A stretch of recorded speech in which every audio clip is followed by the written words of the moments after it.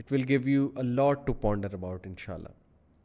جو واقعہ میں سنانا چاہتا تھا, دیکھیں میں اکثر یہ بات کرتا ہوں, نے ویڈیوز میں بات کی ہے کہ میں آپ ہی کی طرح کا ایک انسان ہوں. میری وہی کمٹمنٹس ہیں, میری لائف میں بھی فیملی لائف ہے, ورکنگ بھی ہے, ورک پلیس بھی ہے میرا, وہاں پہ میں جاب کرتا ہوں. ظاہر ہے کہ لائف یہ جو 21st سینچری کی فاسٹ پیس لائف ہے, مجھے پتہ ہے what's it all about. University میں بھی پڑھا ہوں, اسکولنگ بھی ہوئی ہے, تو وہی کامن چیزیں جو عام آدمی کی لائف میں ہوتی ہیں. اچانک سے کوئی کمٹمنٹ کا آ جانا, ظاہر ہے کہ کبھی کوئی مسہیپ ہو جانا. مسہیپس سے میری مراد ہے مینیجریل پوائنٹ آف ویو سے. ظاہر ہے انسان نے کچھ پلان کیا ہوتا ہے, ہو کچھ جاتا ہے, اچانک کچھ پرابلم آ جاتی ہے, اچانک جو ہے وہ ظاہر ہے کہ آپ نے فیملی لائف بھی چلانی ہے, آپ نے جاب بھی چلانی ہے, آپ نے جو ہے وہ اپنے ہابیز بھی پوری کرنی ہے, اپنے پرسنل اسپیس کو بھی رکھنا ہے سامنے, بہت کچھ آپ نے کرنا ہے.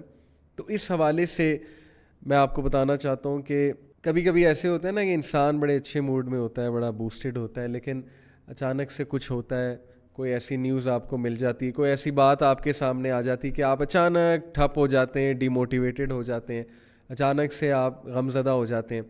پھر کچھ پینڈنگ ٹاسک ہوتے ہیں, وہ آپ کو تنگ کر رہے ہوتے ہیں, اسٹریس کاز کر رہے ہوتے ہیں, رائٹ.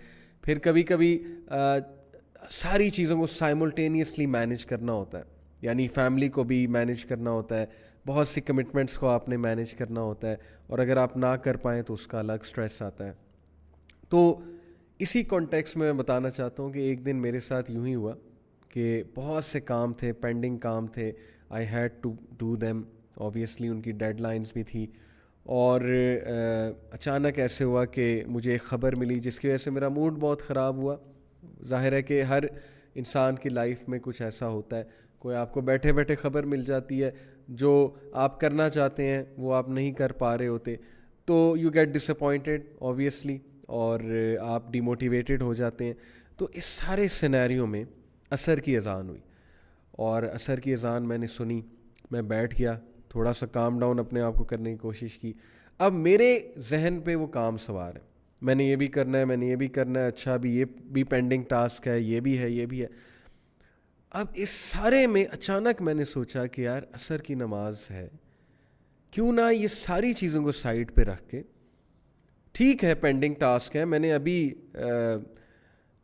اسی وقت بھی کچھ ٹاسک کرنے, ہاؤ اباؤٹ ان سب کو سائڈ پہ لگا کے آرام سے وضو کرتے ہیں, وضو کر کے جماعت کے ساتھ, اور جماعت کے ساتھ ہی مردوں کو پڑھنی چاہیے, وضو کر کے جماعت کے ساتھ عصر کی نماز پڑھتے ہیں.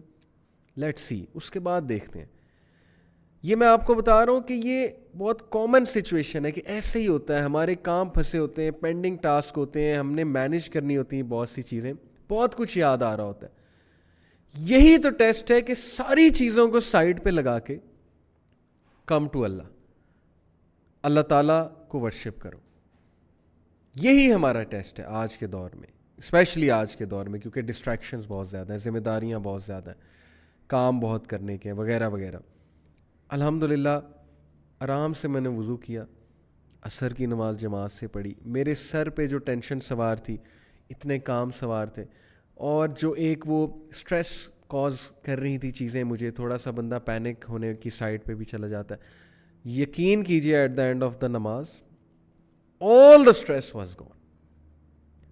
ریلیکس ہو گیا میں, کام ڈاؤن ہو گیا میں, کیونکہ نماز کی موومنٹس ہی اتنی خوبصورت ہے. جماعت کے ساتھ جب آپ نماز پڑھیں گے تو ظاہر ہے کہ 7-8 منٹ کی ایوریج جماعت ہوتی ہے, لیکن یہ کہ کچھ مساجد میں 10 سے 12-13 منٹ کی بھی ہوتی ہیں, تو کتنا وہ ریلیکسنگ ٹائم ہے آپ کے لیے.